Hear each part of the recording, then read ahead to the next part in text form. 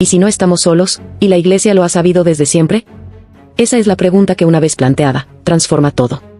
Porque detrás de la fe, de los dogmas, de los rituales y de los sermones, hay una historia no contada. Una historia sellada bajo tierra, custodiada por muros centenarios y protegida por el más antiguo y persistente poder de Occidente, la Santa Sede. En el corazón del Vaticano, bajo el Palacio Apostólico, se extiende una red de pasillos, cámaras y estanterías conocida como la Biblioteca Apostólica Vaticana. Pero no es solo una biblioteca. Es un santuario del silencio. Un mausoleo del conocimiento. Un archivo que ha sobrevivido guerras, inquisiciones, cismas y revoluciones, y que aún hoy permanece prácticamente cerrado al mundo. Más de 85 kilómetros de estanterías. Más de 1,5 millones de libros, documentos, manuscritos, códices y cartas. Algunos de ellos escritos en lenguas que ya nadie habla. Otros, con ilustraciones que desafían la historia oficial. La mayoría, inaccesibles. Solo un puñado de académicos, cuidadosamente seleccionados, pueden ingresar. Y ni ellos tienen permiso para ver los textos más sensibles. Lo que se esconde allí no solo es información. Es control. ¿Qué esconde el Vaticano en esos archivos subterráneos? ¿Por qué ha mantenido durante siglos un secretismo tan férreo? ¿Por qué ha luchado tanto por custodiar pergaminos, tablas y escrituras que podrían haber arrojado luz sobre los orígenes de la humanidad, sobre el verdadero rostro de los personajes bíblicos y sobre la relación entre el cielo y las estrellas? Algunos exmiembros del clero, teólogos disidentes y académicos silenciados han afirmado haber visto documentos que hablan de seres que no son humanos. Relatos antiguos de luces en el cielo, de carros de fuego, de entidades luminosas que no bajaban desde el cielo metafísico, sino desde las estrellas físicas.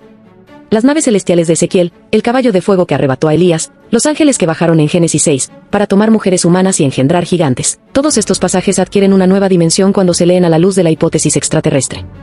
¿Y si lo divino no ha sido otra cosa que tecnología mal interpretada por civilizaciones antiguas? ¿Y si los milagros no son pruebas de intervención divina, sino de intervención inteligente? En 1961, el Papa Juan XXIII, según testimonios cercanos, habría tenido un encuentro cara a cara con un ser luminoso en los jardines de Castel Gandolfo. Se dice que el ser no hablaba, pero transmitía una paz profunda, y que el Papa cayó de rodillas ante él. Este encuentro nunca fue reconocido oficialmente, pero fue documentado por el asistente personal del pontífice, quien lo relató años después con lujo de detalle. Y no es el único caso. En diversas épocas, papas y altos prelados han reportado visiones, apariciones y mensajes que no encajan con la tradición cristiana, pero que han sido rápidamente reinterpretados o censurados.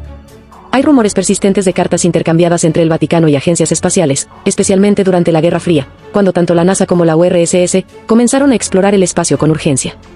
¿Qué sabían? ¿Qué temían?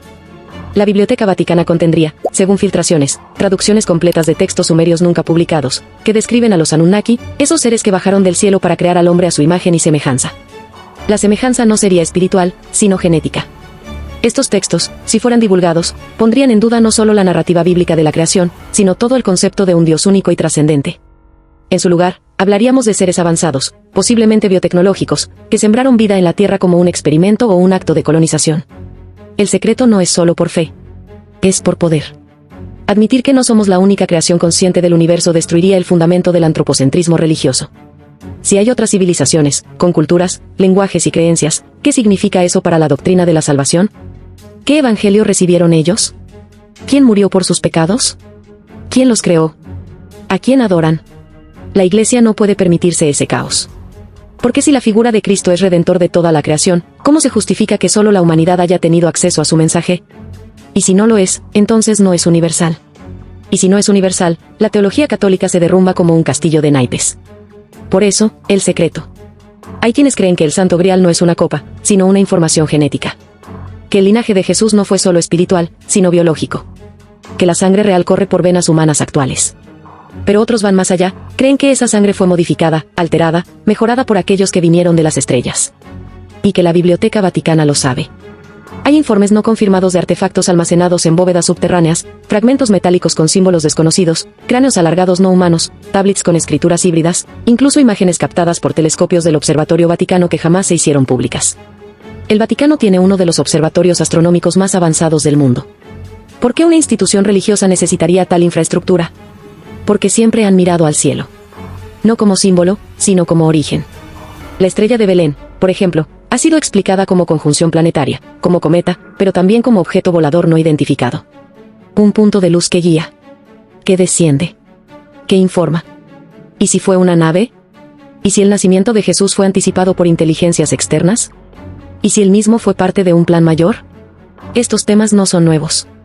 Desde los tiempos de Giordano Bruno, quemado por decir que había mundos infinitos habitados, hasta los escritos gnósticos que hablaban de arcontes y estructuras superiores de conciencia, la posibilidad de que la humanidad no sea única ha sido temida, perseguida y silenciada.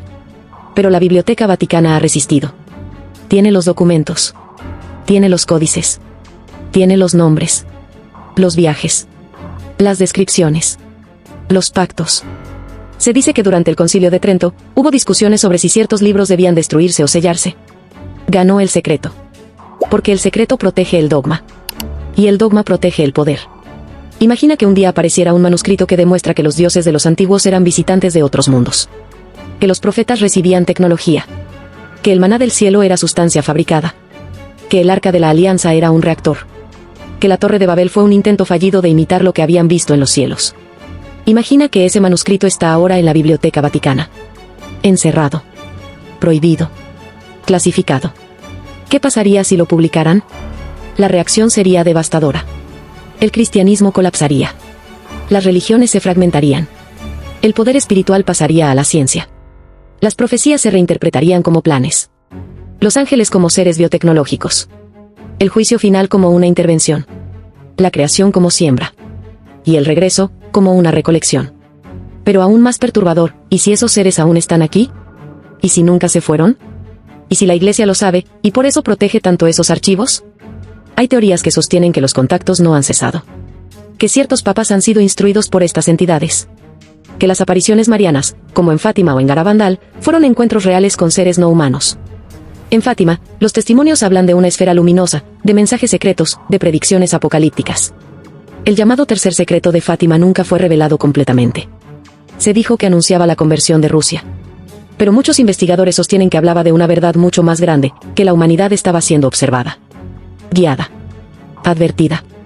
Y si esto es así, entonces la Biblioteca Vaticana no es solo un archivo. Es un escudo. Es la frontera entre lo que sabemos y lo que no se nos permite saber. Entre la historia oficial y la historia real. El Papa Silvestre II, en el año 1000, fue acusado de tener contacto con entidades no humanas.